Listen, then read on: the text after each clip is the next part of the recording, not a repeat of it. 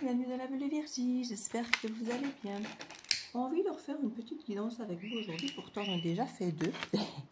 Mais je ne les publie pas toujours tout de suite, parfois quand j'en ai déjà une ou deux qui sont prévues, parfois j'attends le lendemain ou le lendemain, en fonction de ce qui a déjà été sorti, de ce que j'ai déjà fait, de ce qui me semble être le plus à propos de sortir rapidement, qui est déjà en lien avec une autre guidance, voilà. Parfois, il y en a certaines qui ne sortiront que dans 2-3 jours. Ça dépend un peu. Et là, voilà, j'avais envie d'en faire une. Demander. Demander de l'aide ou du soutien. C'est bien. Alors, c'est peut-être quelqu'un qui vient vous demander.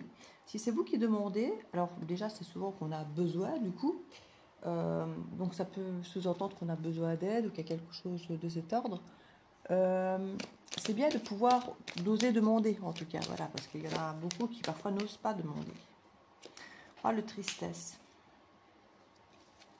Alors, est-ce que c'est quelqu'un qui est triste, qui vient vous demander quelque chose, parce que cette personne est triste, parce que c'est vous? Ça pourrait être dans les deux sens, vous savez, là, ça fait un peu beaucoup de cartes.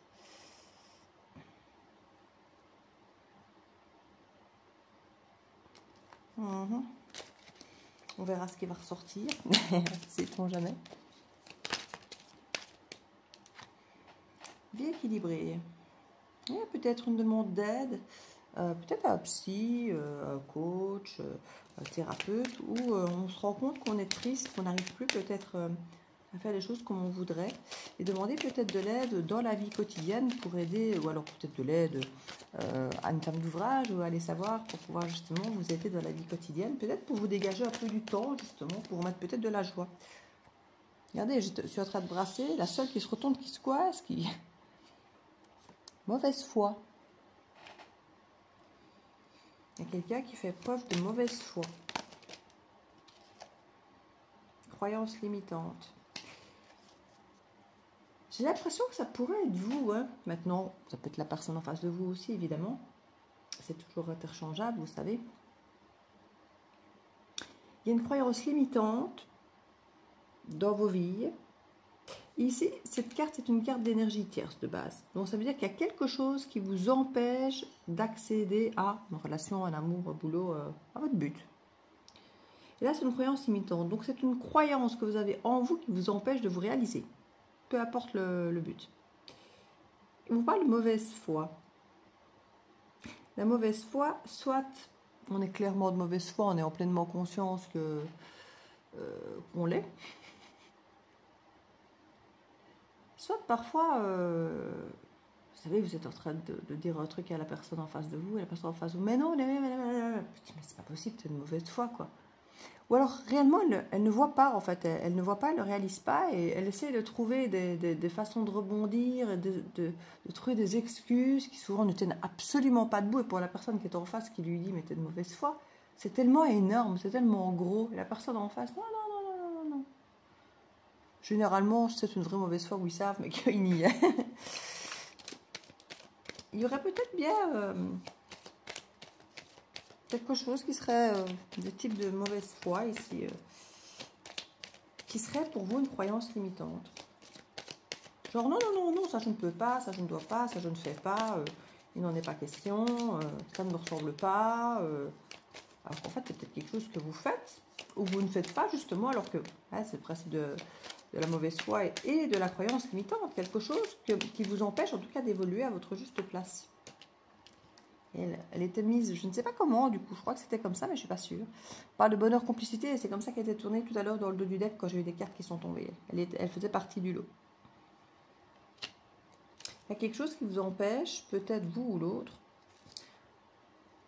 d'accéder au bonheur, à la complicité, c'est quelque chose qui vous limite. Et c'est, comme je dis, quelque chose où vous faites souvent preuve de mauvaise foi quand les autres vous font remarquer, par exemple. Parce qu'ici, c'est quelque chose qui vous rend triste en plus. Vous demandez de l'aide parce que vous vous rendez compte, pour certains d'entre vous, où on vient vous demander de l'aide parce que la personne en face de vous se rend compte que cette personne est triste dans son quotidien. J'en imite quelqu'un qui est là comme ça, les bras croisés, fermés, pas bien dans son coin, qui observe ce qui se passe mais qui ne vit pas. Et qui a du mal à...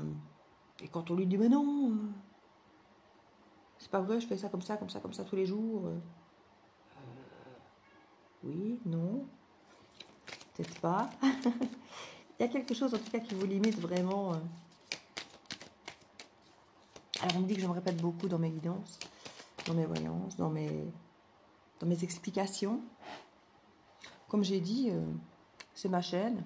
Faites créer la vôtre. La porte est grande ouverte pour entrer, elle est grande ouverte pour sortir. Donc ne me dites pas comment je dois parler. Parlez-moi, parlez plus, m'expliquez-moi, m'expliquez plus. Parlez plus fort, plus vite, moins vite. Je m'explique, apparemment je répète trop, mais ce genre de petite info, je le répète apparemment pas assez parce qu'il y en a qui arrivent encore à me faire des remarques sur la façon de faire ou d'être. Désolée. Comme je dis toujours, créez votre chaîne. Comme ça, vous serez avec une chaîne parfaitement alignée à qui vous êtes et vous ferez exactement comme vous voulez. Alors, c'est marrant, j'ai du mal à aller lire ça. Comme si, j'ai pas encore été voir les mots-clés ou les couleurs, pourtant j'ai regardé, mais comme s'il y avait un truc du je ne veux pas voir. Côté mauvaise foi, le déni, il y a un truc, non, pas envie, ça m'intéresse pas, je sais pas. Est-ce que c'est nécessaire? C'est déjà bien ça, non? Il y a un truc comme ça en fait. C'est très très rare dans des guidances où j'ai pas envie de lire la suite, là, vous voyez? Ben, c'est un peu ça là. Moi, et tantôt je disais que je n'aimais pas le vert dans ma guidance, et là c'est 2 cartes vertes. Pourtant elles sont belles. Passion, loisir, seconde chance. Et on est là, non, non, non, je viens de vous faire, et j'ai pas vu les cartes, hein, je ne sais pas ce que c'était, je les ai pas lues, j'ai pas envie, ça me... Je me suis dit, pourquoi est-ce que j'ai mis ces cartes-là? Il fallait pas, j'avais déjà mon truc comme ça, c'était bien. Pourquoi j'ai été rajouter ça? Culpabilité. Amour, passion derrière, lien toxique, ah ben voilà. Il y a quelque chose où effectivement, potentiellement, vous ou l'autre avez tendance à entretenir un lien toxique ou à créer le lien, à l'amener d'une façon ou d'une autre, de façon de faire, peut-être de par la mauvaise foi ou autre, ou les croyances limitantes, qui peuvent n'être qu'un ou ça peut être 2 choses différentes. Je ne vais pas redonner des exemples. Mais ici, il y a l'idée quand même d'avoir quelque chose qui se présente à vous, une seconde chance, quelque chose d'agréable. On parle d'amour-passion. Et on avait tout à l'heure d'ailleurs dans le dos du deck les voyages, à nouveau l'amour-passion ou les passions et les loisirs. Je sais plus, à nouveau il y avait quelque chose de très agréable qui était dans le paquet de cartes qui est tombé, là que j'ai regardé pour voir si elles allaient ressortir. Et on a l'air de se sentir coupable, comme si on se disait, voilà, l'autre n'a pas arrêté de me proposer des activités, des trucs sympas, agréables, passionnants, passionnés. Et moi, j'ai tout le temps dit non.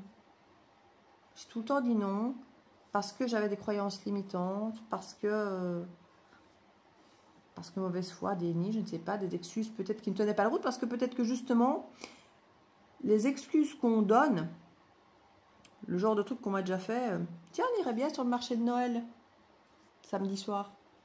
Oh oui, c'est une bonne idée, qu'on me dit. Et puis, le samedi matin, on me dit, je suis trop fatiguée. Mais on est samedi matin, tu vas te lever. Oui, mais je suis trop fatiguée. Et puis, j'ai pas d'argent. Bah écoute, on n'est pas forcément obligé de consommer, de dépenser. On va se promener, profiter de l'ambiance, la lumière, petite musique. Et puis la journée passe. J'essaie de dire, voilà, qu'on n'est pas obligé de consommer, qu'on n'est pas obligé de rentrer tard, que c'est aller 1 heure faire un tour, quoi. C'est pas forcément juste pour s'apprécier de l'ambiance. Mais j'ai pas faim. Bah on n'est pas obligé de manger. Enfin, et en gros, toutes les raisons qu'on me donnait pour ne pas faire ça, au final, il allait au McDonald's avec sa famille. Ah oui, il avait la migraine aussi. Et au final, il allait manger au McDonald's avec sa famille le samedi soir et il est rentré, à mon avis, bien plus tard que si on était allé sur le marché de Noël. C'est de la mauvaise foi. Parce que tout ce qu'il me donnait comme explication pour me faire croire, me faire comprendre qu'il n'était pas en état, pour 1001 raisons, d'y aller, ben, il a été faire exactement la même chose, c'est-à-dire dépenser de l'argent, manger, être dans le bruit pour sa migraine, ailleurs, dans une routine familiale. Alors, je comprends, hein, mais alors qu'on soit honnête, qu'on dise les choses. Vous voyez ce que je veux dire? Donc, il y a peut-être une forme de culpabilité, si c'est vraiment un exemple qui, par exemple, donnait très très bien là-dedans, une culpabilité par rapport, effectivement, à une preuve de mauvaise foi dont on fait clairement preuve et qui a été clairement une forme de croyance limitante, peut-être du « je dois être absolument là pour ma famille », je dois absolument là être dans la routine du samedi soir, habituelle, avec ma famille. Et qu'on se rend compte finalement qu'il y a eu des tas de beaux moments, passion, loisirs, machin, qui ont été amenés, et qu'on a tout le temps finalement fait preuve de mauvaise foi pour refuser, pour être une énergie tierce finalement. C'était une énergie tierce qui a empêché les choses de se faire, et qui était pourtant normalement des moments de complicité, de plaisir, de loisir, d'amour-passion, d'envie de partage avec l'autre. Et puis avoir cette sensation ici de culpabilité, d'avoir bloqué à tout ça. Il y a peut-être une mère qui mettait une pression là, ou une énergie féminine. Peut-être une mère qui avait tendance à dire « Oh, tu vas quand même pas laisser tomber la famille, tes enfants, moi. » Peut-être bien un truc comme ça.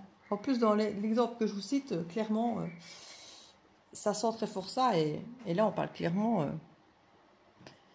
c'est la carte de la mère, hein, normalement. Donc, qui guide, qui propose... qui impose aussi de temps en temps en tant que mère, même si ça ne fait pas partie normalement du stéréotype féminin. C'est plutôt l'homme généralement qui décide, qui impose. Et dans ce cadre-là, la mère est seule, le mari n'est plus là, donc c'est elle qui décide. Et comme quoi l'exemple que je vous donne est particulièrement parlant pour moi, et en même temps pour vous montrer à quel point ce genre de situation arrive vraiment au quotidien, facilement. Parfois on se dit oui, ça peut tirer par les cheveux, genre de carte. Ben non, non, non, ça existe. Et c'est ce qui arrive parfois dans les guidances privées. Je sors des cartes et on se dit mais c'est quoi ce truc? Et si on utilise le mental, ben on s'arrête et on n'ose pas dire le truc qui a l'air abracadabrant tiré par les cheveux. En fait, ici, il faut juste continuer, réaliser qu'il n'y a personne en face de vous et continuer à dire ce que vous ressentez, comme vous le voyez. Et puis souvent on me dit derrière, c'était exactement ça. C'est tiré par les cheveux, effectivement. Je comprends que vous ayez hésité à le dire parce que c'est vrai que c'est gros, c'est énorme. C'est abracadabrant, mais c'est ça, c'est exactement ça. Et c'est là que parfois on se dit, on a tous des vies un petit peu cheloues. On a tous des vies cheloues. Et là, il y a vraiment une prise de conscience. Hein. Alors, je ne sais pas ce que cette personne ou vous comptez faire de ça. Cachotterie, non dit. Peut-être. Bonne santé. Vœux et rêves. Construction de vie. Il y a quelqu'un quelqu'un veut un nouveau départ. Il y a une rapidité et un nouveau départ. Il y a quelqu'un qui veut un nouveau départ parce qu'il ou elle réalise que là, maintenant, il est triste d'avoir un peu foiré le truc, quoi. Et qui demande de l'aide. Alors, peut-être soit à vous, si c'est vous qui êtes concerné, soit à quelqu'un peut-être de son entourage ou thérapeute ou autre pour l'aider à dépasser ça, pour peut-être tenter de revenir vers vous. C'est possible. Soit cette personne vous demande votre aide pour dire voilà, j'ai foiré, j'aimerais bien que tu me donnes un coup de main pour faire les choses correctement, montre-moi ou guide-moi pour m'aider. Alors j'espère que du coup, dans l'exemple que je donnais, c'est pas à la maman là qu'on demande de l'aide parce que potentiellement c'était là que ça bloquait.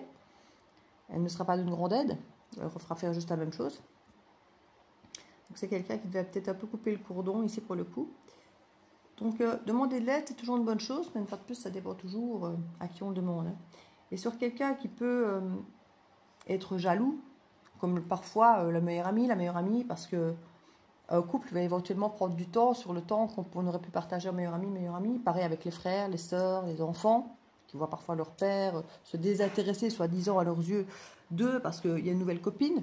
Ben oui, forcément, passer un peu plus de temps avec la copine et un petit peu moins avec les enfants, bien qu'on peut au bout d'un moment intégrer tout le monde ensemble, mais c'est toujours différent. Mais c'est vrai que demander de l'aide à quelqu'un d'un peu plus extérieur est souvent beaucoup plus sain. Comme j'expliquais il y a un jour ou deux, on a déjà, on dézoome, donc on voit déjà la situation de plus loin, sans être la tête dans le guidon, sans être investi émotionnellement dans l'histoire. Donc ça, c'est déjà mieux. Parce que du coup, on n'a pas l'impression de donner un conseil qui va un peu contre notre paroisse, dans le cas de la maman, par exemple, vous voyez, qui pourrait dire oui, vas-y, mais ça ne l'arrange pas, vous voyez ce que je veux dire. Ou non, on n'y va pas égoïstement, en même temps qu'elle pourrit un peu la vie de son fils, quoi, par exemple, vous voyez. Donc, il y a des petites... des choses comme ça ici. On dirait qu'il y a une volonté, une envie de retour, hein, mais leur proposer peut-être des activités, mais peur d'un désaccord. Hein. Sortie amicale. La personne a envie de vous proposer des trucs, en même temps, elle ne sait pas comment ça va être accueilli. Si vous allez dire oui. Elle n'a pas envie que je vous le dise en plus. Hein. Parce que là, étrangement, je ne tousse pas de la journée. Il faut que j'ai votre guidance là Je me dis, mais qu'est-ce que cette personne veut? Et je regarde. Ok, elle ne veut pas que j'en parle. Parce qu'elle ne sait pas, elle aurait peur, mensonge. Cette personne a beaucoup menti. Cette personne a peur. Maintenant, elle vous a peut-être dit qu'elle avait peur. C'est peut-être aussi un mensonge. Il y a peut-être des choix à faire. Elle n'a peut-être pas fait les... Pas dire les bons ou les mauvais, mais voilà. Ce qu'elle regrette aujourd'hui. Et il y a des choses qu'effectivement, cette personne ne souhaite pas que je vous dise, que je vous exprime. Parce que peut-être qu'elle se dit que ça n'ira pas du tout dans le sens de sa paroisse et que quand elle reviendrait potentiellement proposer quelque chose, ben, vous pourrez encore plus dire non si vous savez le fin fond de l'histoire. Allez voir, tant pis si je tousse. Richesse, je suis désolée, attends trop tard, héritage de don. Il y a une histoire d'argent quand même, dirait-on. Hein. Surprise, secret, coup de foudre, été. C'est bien une histoire, c'est l'été passé ou l'été avant, je ne sais pas par rapport à vos histoires comment ça va, mais une histoire de coup de foudre, une histoire aussi d'argent, où l'autre vient demander pardon. Donc il y a quelque chose peut-être qui va devoir révéler, ou alors vous savez déjà. C'est possible pour certains d'entre vous, vous savez déjà. D'où peut-être aussi cette tristesse. Donc ici, il y a plusieurs cas de figure possibles. Je ne dis pas que tout fait partie de la même histoire, c'est possible. Mais peut-être que votre histoire, c'est des morceaux et que vous allez peut-être reconnaître. Je vais mettre une petite carte du coup des couleurs. Pour voir le conseil.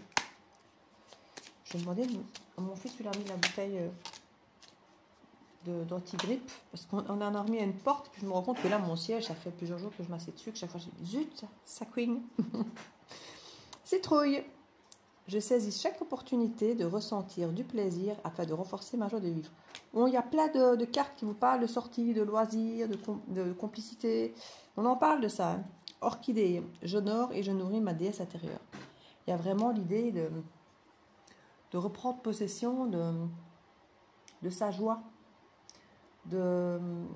Alors quand j'entends de sa divinité, de sa grandeur, de son soleil, on en a parlé beaucoup ces derniers temps, de son étincelle, de son soleil, de ce qui nous contrôle, mais dans le sens positif du terme, de ce qui devrait prendre toute la place en nous, que ce soit notre âme, que ce soit notre joie, que ce soit notre cœur, ce truc qui est censé prendre tout l'espace et nous amener vers le meilleur. C'est ça. Et ici, on vous demande d'accueillir ces bons moments. Hein. Maintenant, vous verrez après ce que vous en faites, si vous avez envie de recommencer, par recommencer, les explications qu'il y aura, ça c'est vous qui verrez. On vous demande d'accueillir ce bon moment. Vous verrez, hein. Gardez votre libre arbitre, comme je dis toujours. Je vous fais des bisous. À bientôt dans la bulle de Virginie. Ciao, ciao.